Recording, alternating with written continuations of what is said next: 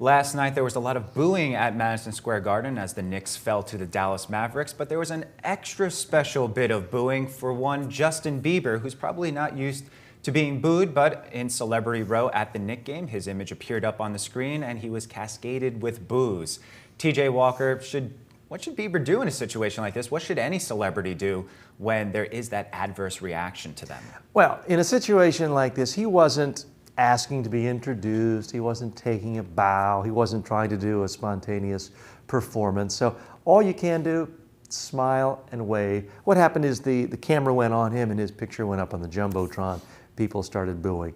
Now, the significance for those of us who are presenting, though, is you've got to know your audience. What works well in one audience won't work in another. Again, I'm not criticizing Justin Bieber for this. He didn't make any misjudgment, but it is similar in that Justin Bieber is wildly popular with, what is it 12-year-old girls, Mike? 12 to 16. Some young demographic. He's incredibly popular, but for people who want to go watch a basketball game, that's not what they want to see, and he was wildly unpopular.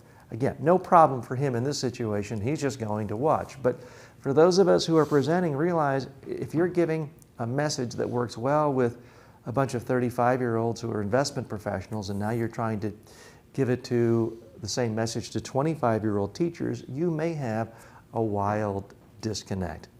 Now, one bit of caution for anyone who has an option of appearing at a sporting event. Most politicians are savvy enough to know this. You do not want to go to a sporting event and be introduced, because sports fans just like to boo. I mean, they're already used to booing the opposition team. Now you're asking for some level of attention, and the easiest thing for sports fans to do is boo. Doesn't mean you shouldn't go, but don't try to give speeches at halftime or at the beginning of a game unless you are a member of the Hall of Fame for that team. I'm TJ Walker.